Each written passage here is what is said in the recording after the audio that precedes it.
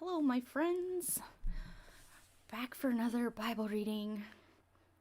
Gonna continue in Leviticus and learn all that fun stuff about what God requires of us.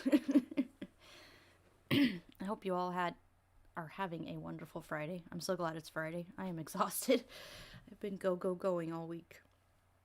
And I am ready for a break. Tomorrow's gonna be a nice break for me to just chill at home with my kiddos. So I hope you're all having a good Friday.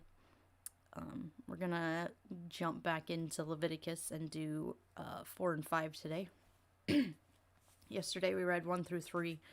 It mostly talked about... I'm trying to remember what it actually talked about. Let's remember.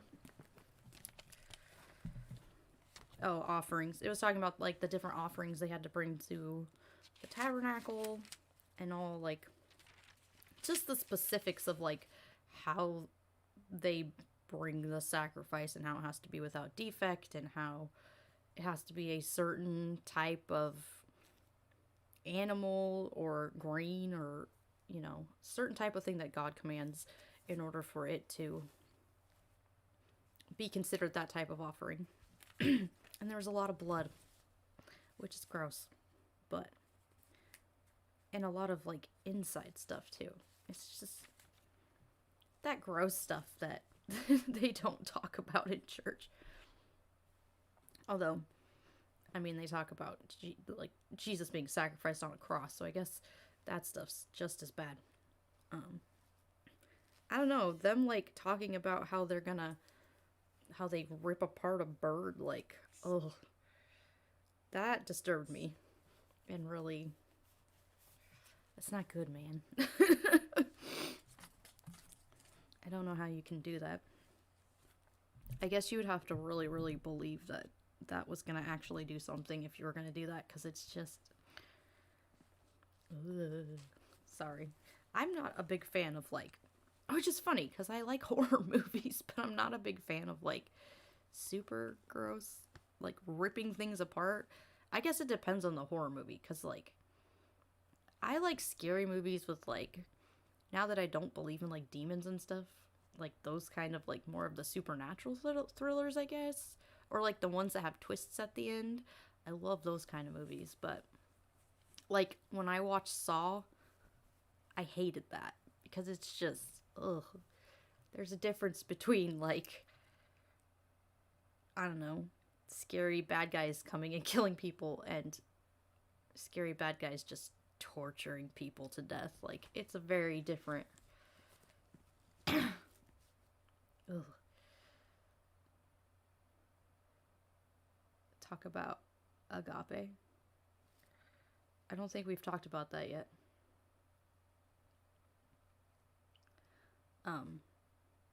We haven't got to that part yet. We're still in the very much the part of God wanting blood and entrails and stuff in order to, like, cleanse them of their sins. But, yeah. I haven't got to the unconditional love. And honestly, like, God's love is not unconditional, because he says if you don't love him, you're going to go to hell. Which, that's not unconditional love, that's abuse. And that is a huge form of, like, how abusers work, is that they make threats like that where you're like told that if you don't do something, then they're gonna hurt you. So yeah, if you actually looked at the God of the Bible from, like, a psychological point of view, it's an abusive relationship with an entity that claims to love you but instead threatens you and tells you to fear him, which is not healthy at all if you know anything about the human brain. So, no, I don't think... I mean, the God of the Bible obviously has conditional love, because he only loves you if you love him back. Otherwise, he will torment and torture you forever. So, that's my take on it. And that's how I see it. Alright, we're going to start on Leviticus 4. And, yeah. We'll read more of these offerings, I guess. We're going to go through a lot of the different offerings and sacrifices and things that they need to bring to God because he said they had to bring it to him. The Lord said to Moses, "Say to the Israelites, when anyone sins unintentionally and does what is forbidden in any of the Lord's commands, if the anointed priest sins, bring guilt on the people. He must bring to the Lord a young bull without defect, as a sin offering for the sins he has committed. He is to present the bull at the entrance of the tent of meeting before the Lord. He is to lay his hands on its head and slaughter it there before the Lord. Then the anointed priest shall take some of the bull's blood and carry it to the tent of meeting. He is to dip his finger into the blood and sprinkle some of it 7 times before the Lord in front of the curtain of the sanctuary. The priest shall then put some of the blood on the horns of the altar of fragrant incense that is before the Lord in the tent of meeting. The rest of the bull's blood he shall pour out at the base of the altar of burnt offering at the entrance of the tent of meeting. He shall remove all the fat from the bull of the sin offering, all the fat that is connected to the internal organs, both kidneys with the fat on them, near the loins, and the long lobe of the liver, which he will remove with the kidneys, just as the fat is removed from the ox, sacrificed as a fellowship offering. Then the priest shall burn them on the altar of burnt offering. But the hide of the bull and its flesh, and all of its flesh, as well as the head and the legs, the internal organs and the intestines, that is all the rest of the bull, he must take outside of the camp to place ceremonial, I can't say that word. Okay, clean where the ashes are thrown, and burn it in the wood fire on the ash heap. If the whole Israelite community sins unintentionally and does what is forbidden in any of the Lord's commands, even though the community is unaware of the matter, when they realize their guilt and the sin they have committed becomes known, the assembly must bring a young bull as a sin offering and present it before the tent of meeting. See, there's another question. It's like,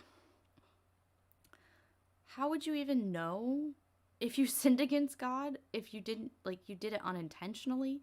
So if there was, like, I don't know. I guess I always thought, like, they always taught us in church that sin was very much like you intentionally go out and do something against God.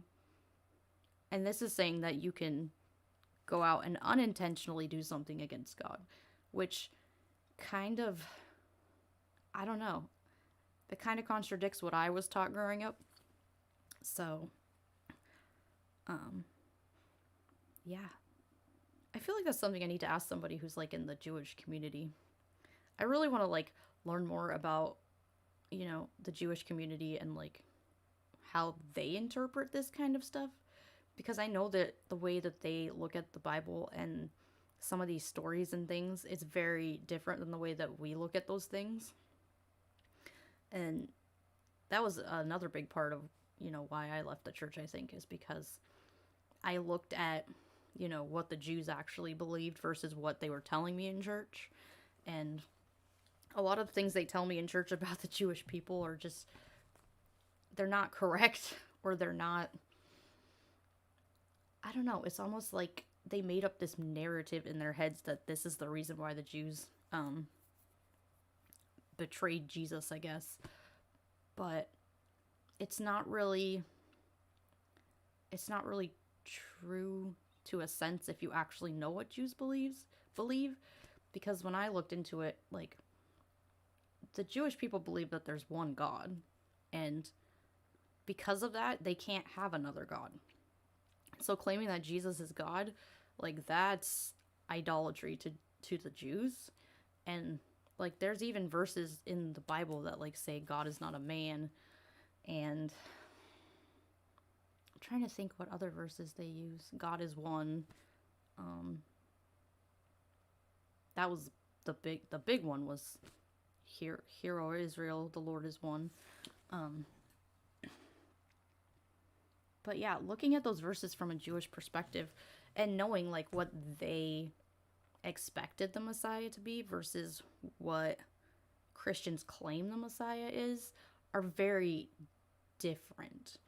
And I think that really changes the way you see things too, is when you look at things. I mean, not just from an atheist perspective, because, I've seen things from both the Christian perspective and the atheist perspective. And, looking into the Jewish perspective too, that really opened my eyes to the fact that a lot of the things they taught me in church don't line up with what the Jews actually believed, and how, you know, saying that a man was God was blasphemy, and that, God told them that if anyone comes and says that they are God, like, no. Like, it doesn't matter who it is. Like, that's not how God is going to prepare the way for the Messiah.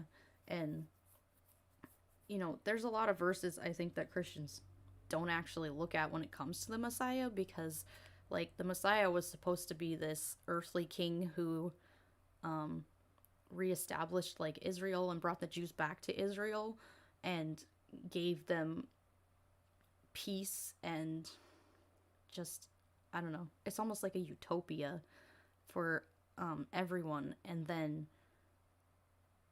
after that is all, done or whatever, like, that king's not going to live forever. Like, it even says, like, he will have offspring who will continue to reign.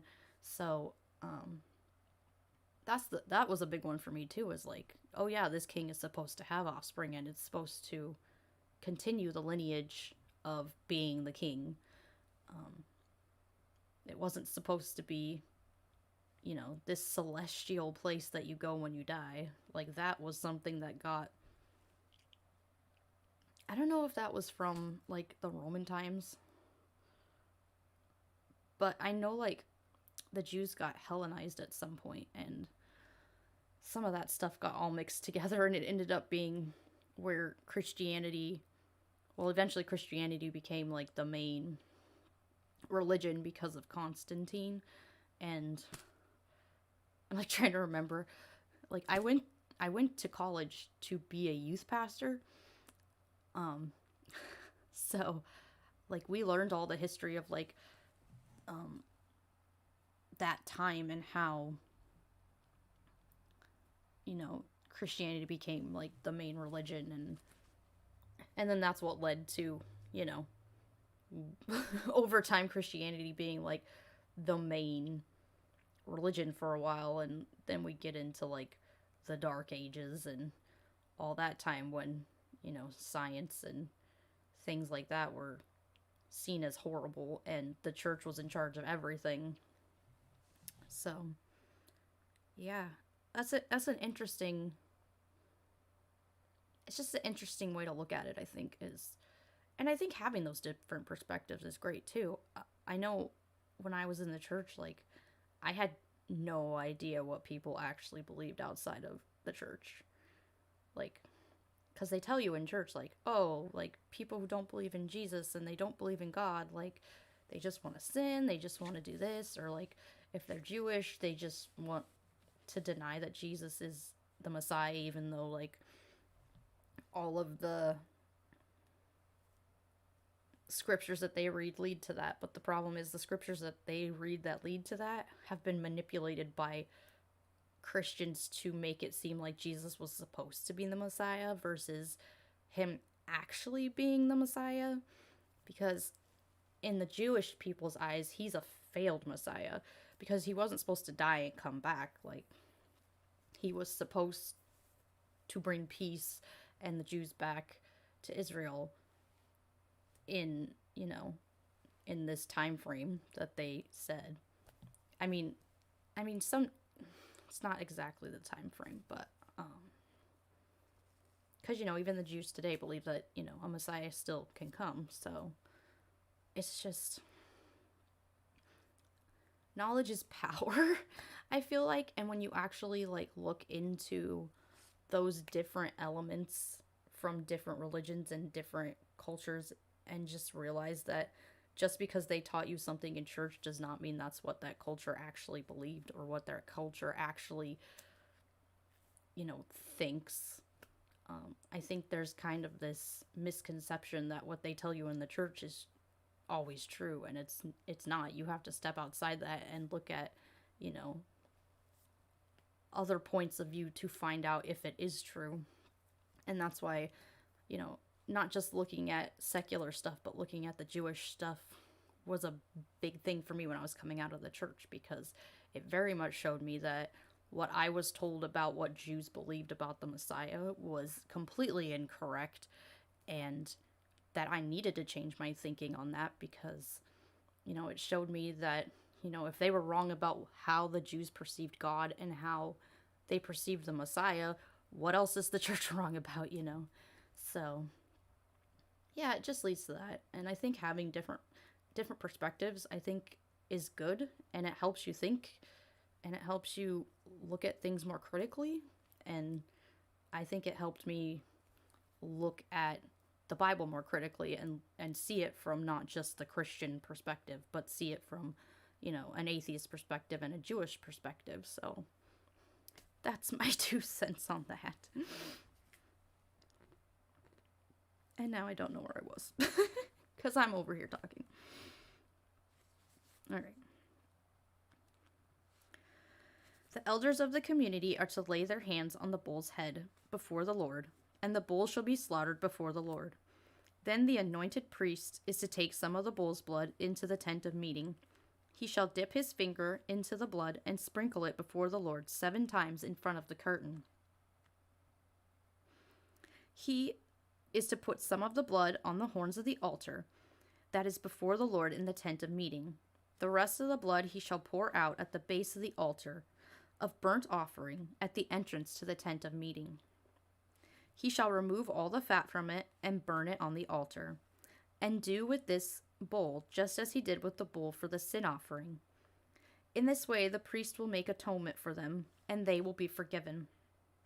Then he shall take the bull outside the camp and burn it as he burnt the first bull. This is the sin offering for the community.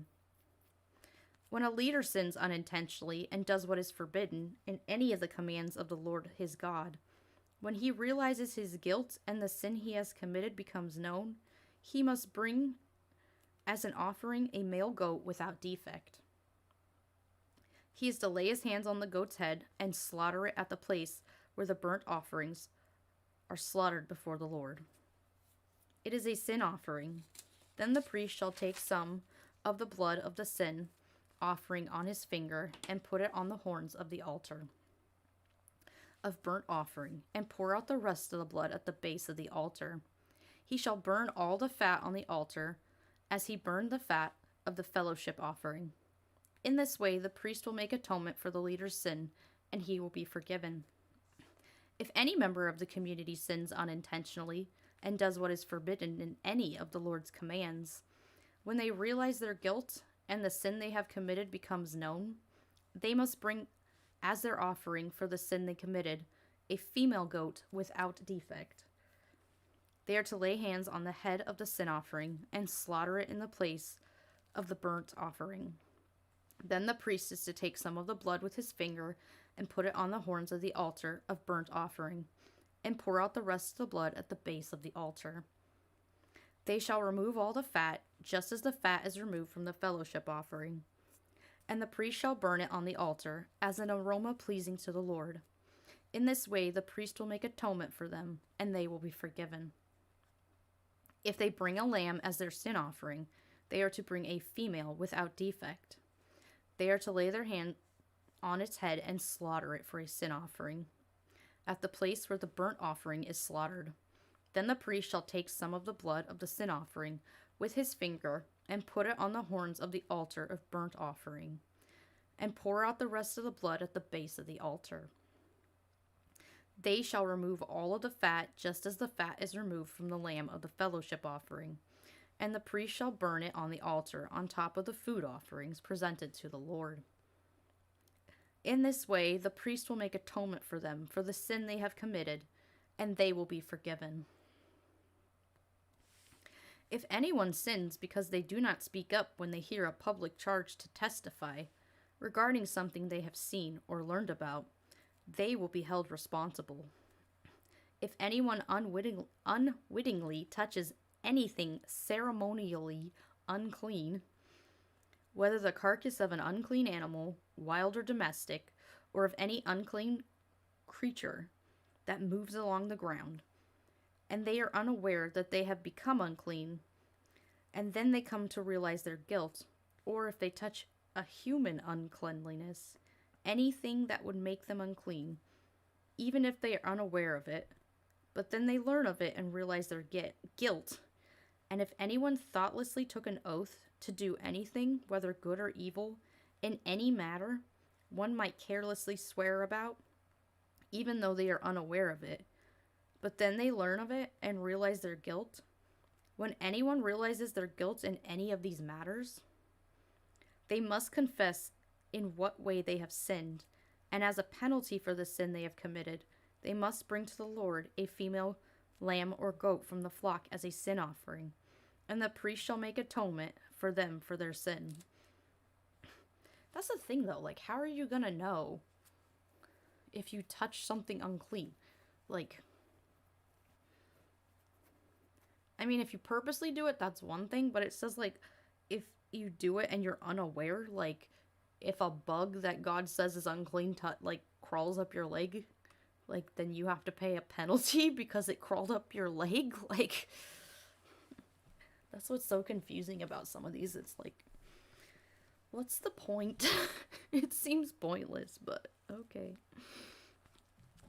Anyone who cannot afford a lamb is to bring 2 doves or 2 young pigeons to the Lord as a penalty for their sin. One for the sin offering and the other for the burnt offering. They are to bring them to the priest, who shall first offer the one for the sin offering. He is to wring its head from its neck, not dividing it completely, and is to splash some of the blood of the sin offering against the sides of the altar. The rest of the blood must be drained out of the base of the altar. It is a sin offering. The priest shall then offer the other as a burnt offering in the prescribed way, and make atonement for the sins that they have committed, and they will be forgiven. Ugh. Like, I really don't like that they, like, tortured animals. I mean, it's one thing to just, like, kill an animal to, like, eat it. I mean, I don't think that's a whole other conversation, but, torturing animals before they even, like, burn them or sacrifice them or whatever, like, I feel like that's just not a good thing. Also, all that blood, I feel like all that blood probably caused a lot of, I don't know, disease and things that probably weren't great for those people either. You have to wonder if, like, some of those plagues and stuff that they had were really just from being in unsanitary conditions and they didn't realize it. I mean, it's quite possible. I should look into that and be like, because I don't know if, like, animal blood is as dangerous as, like, because I know, like, when we were, like, I was doing janitorial work, like, in college, they were always really careful about, like, blood and stuff, because there's, like, things you can get from that, but I don't know how that all works scientifically, so. But, I mean, even if it's not human blood, I'm sure there's, from just the sanitation point, it's probably not a great thing to be around all that blood and stuff. If, however, they cannot afford 2 doves or 2 pigeons, they are to bring an offering for their sin, 1/10 of an ephah of the finest flour for a sin offering. They must not put oil or incense on it, because it's a sin offering. Oil? No. I was trying to think what that's the yeast one, though. I said that I was going to write down all these things that God was against. Yeast is the one that I was thinking of. They are to bring it to the priest, who shall take a handful of it as a memorial portion and burn it in the altar on top of the food offerings presented to the Lord. It is a sin offering.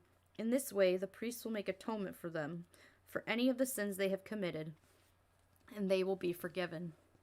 The rest of the offering will belong to the priests, as in any case of the grain offering. The guilt offering.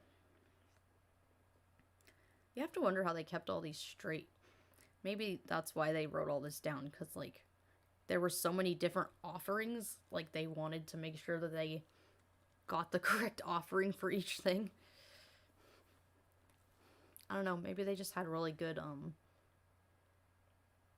memorization back then or something. Because even, like, even if these things didn't happen, like, during, like, Moses' time, we know that these things happened later down the road because, like, we had the temple and it was set up and they had these different offerings and things that they did within the temple.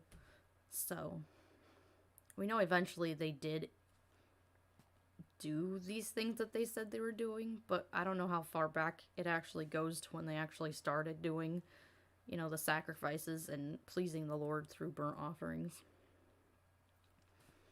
The guilt offering. The Lord said to Moses, when anyone is unfaithful to the Lord by sinning unintentionally in regards to any of the Lord's holy things, they are to bring to the Lord as a penalty a ram from the flock, one without defect, and of proper value in silver, according to the sanctuary shekel. It is a guilt offering. They must make restitution for what they have failed to do in regards to the holy things, pay an additional penalty of a fifth of its value, and give it all to the priest. The priest will make atonement for them with the ram as a guilt offering, and they will be forgiven. If anyone sins and does what is forbidden in any of the Lord's commands, even though they do not know it, they are guilty and will be held responsible. They are to bring to the priests as a guilt offering a ram from the flock, one without defect and of having proper value. In this way, the priest will make atonement for them, for the wrong they have committed unintentionally, and they will be forgiven. It is a guilt offering. They have been guilty of wrongdoing against the Lord. Okay. So many offerings. Next we get to do burnt offering, grain offering, sin offering. Oh my goodness, there's so many. So many offerings, dudes. Dudettes. Yeah, that's really... It just seems excessive to me that there's so many different offerings. And they're, like, so specific about each one. Like, this one has to be a goat, or this one has to be a lamb, or this one has to be a dove. Like, you have to wonder just how they thought those things up and, like, what the difference between those things were. I mean, obviously there's no difference. They're all animals, but... Yeah, and like I said, the torturing animals thing I really don't like. I don't like the fact that they... I mean, I don't think... I'm not a fan of killing animals either, but, you know, I like meat, so... But... I just feel like for that time period, it's a huge waste of resources that they gave to something they couldn't prove existed. I mean, these people probably didn't have very much, like the goats and the lambs and all the things that they actually had. If they were just like a little farming community and they had to just eat and, you know, grow whatever they needed to eat, it's like, it seems like they're wasting a bunch of resources by just killing them and burning them to this entity that they can't even see. And then some of that food is going to the priests. Like, the priests didn't have to grow their own food and stuff because they get some of that food from God that's like, oh, you can have this portion and all of you can eat it. So that's why I think, like, it's a setup so that the priests can just get free food and be taken care of. Because, you know, there's always those people at the top that take advantage of that kind of stuff. And especially in communities, like, that had superstitions like they did, because they didn't know where things came from. They didn't have science like we did.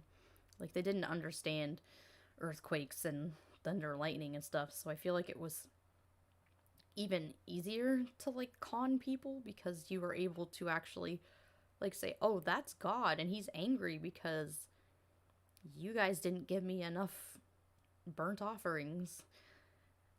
It just seems like that would be a really easy con because people would believe it because they have nothing else to, look at and make sure that what they're being told is true. But yeah, it's so weird too because it's just like I feel like Leviticus is going to be very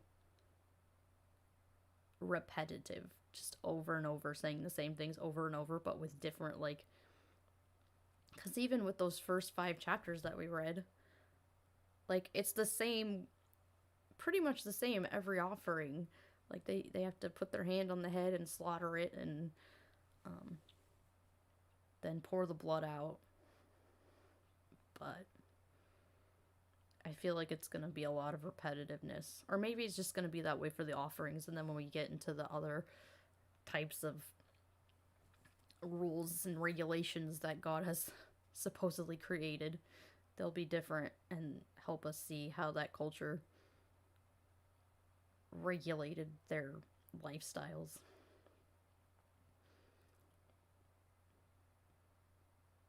It is interesting.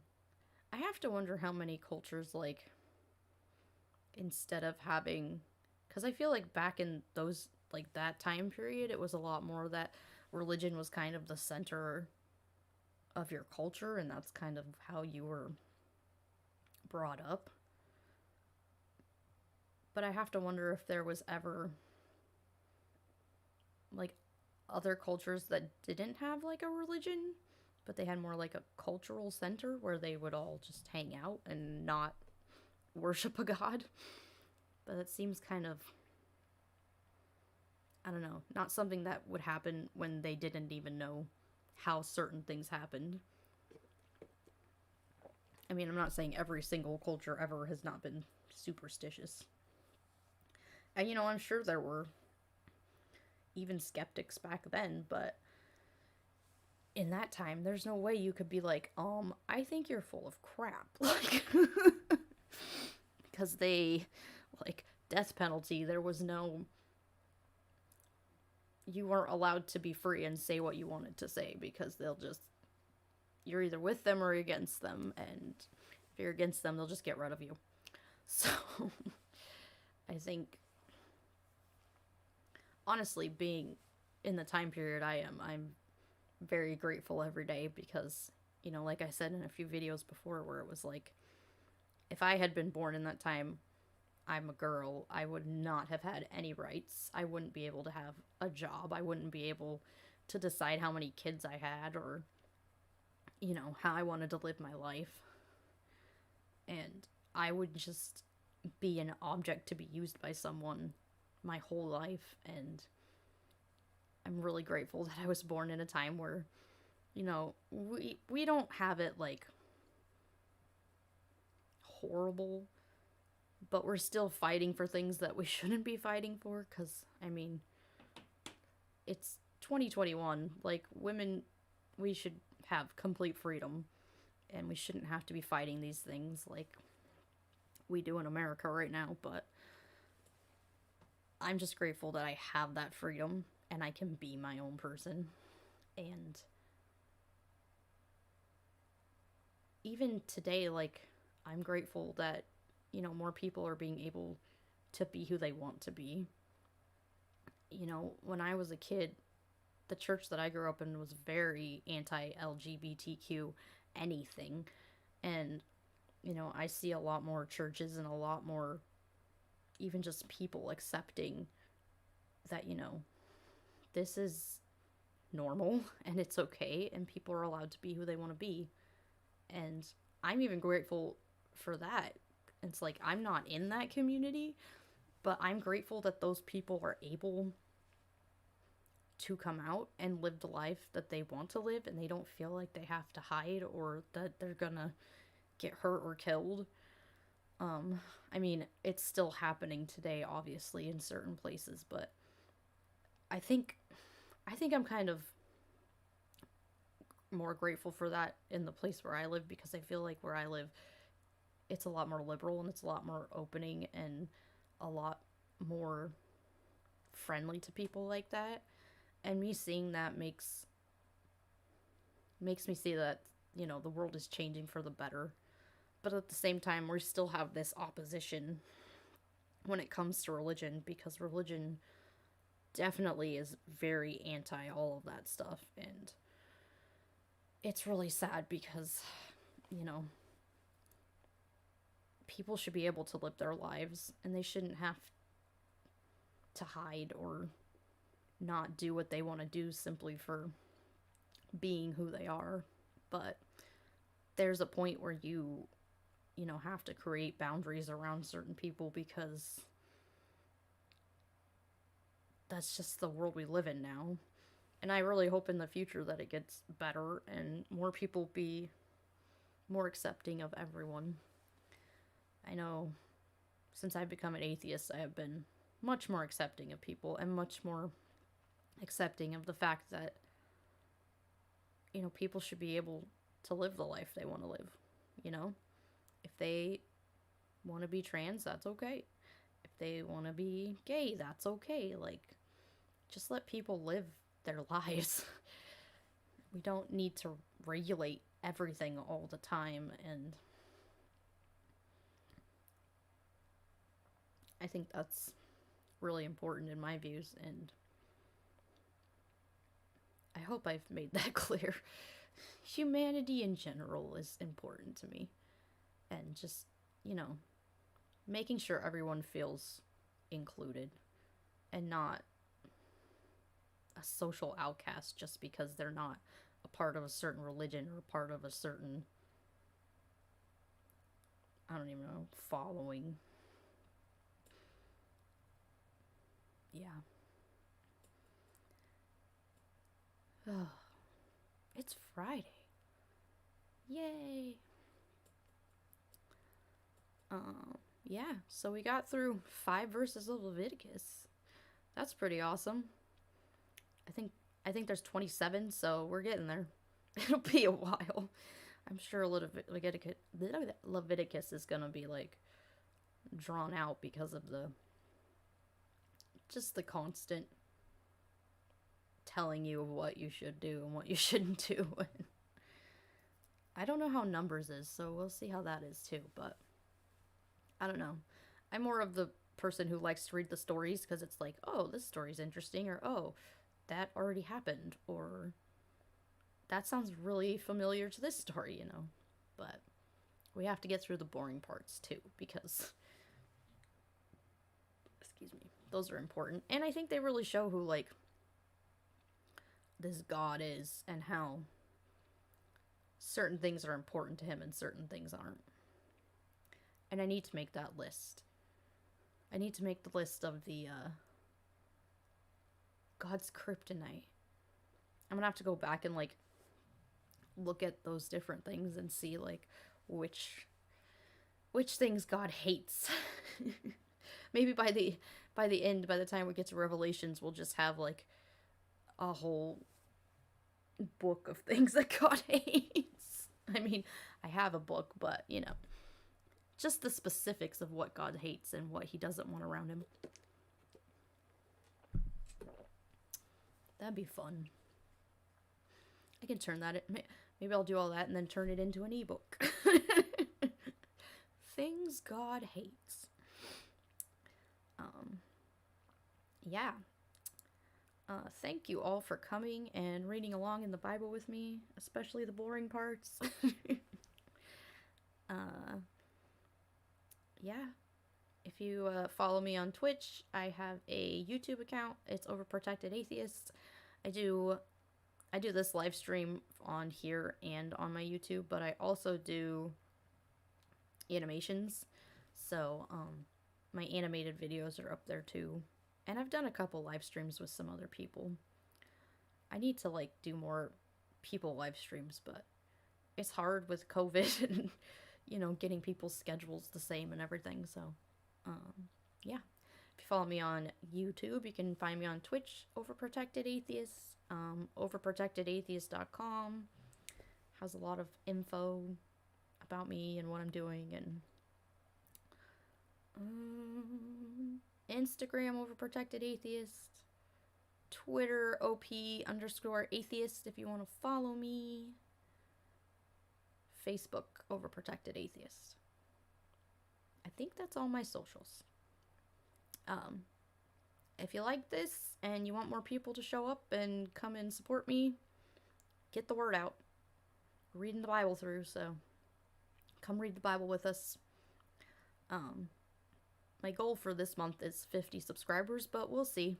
We've got to 26 apparently, so hopefully we can get more, but you know, Bible's not always that fun, but if you want to come, do that. Also, we're going to try to do a Prince of Egypt like watch party eventually, so if you have any friends that like want to do that, they can DM me on Twitter and I can figure out a time that's good for everybody that we can actually do a Prince of Egypt watch party, because I think that'll be fun. Yeah. Thanks for coming. Thanks for reading the Bible with me. I hope you have an awesome weekend. I don't know if I'll be on this weekend at all. If I am, I'll let you know. If not, I will be back to read Leviticus on Monday. I think 1 o'clock is gonna be my time to do it, because it seems to be a very consistent time, and if I do it at 1 o'clock every day, you know, I can have that consistency, so if people actually want to see me, they know exactly what I'm going to be on. So right now I'm shooting for Monday through Friday at 1 p.m. for all of this so far, because it seems to be working out with my schedule, so I think that's what I'm going to do for now for my schedule, if you want to get that word out too. Thank you, everyone who has supported me and this amazing atheist community. You guys are amazing, and I love all my friends on here, and I'm grateful to be a part of this. Yeah. So I'm gonna go now. Bye.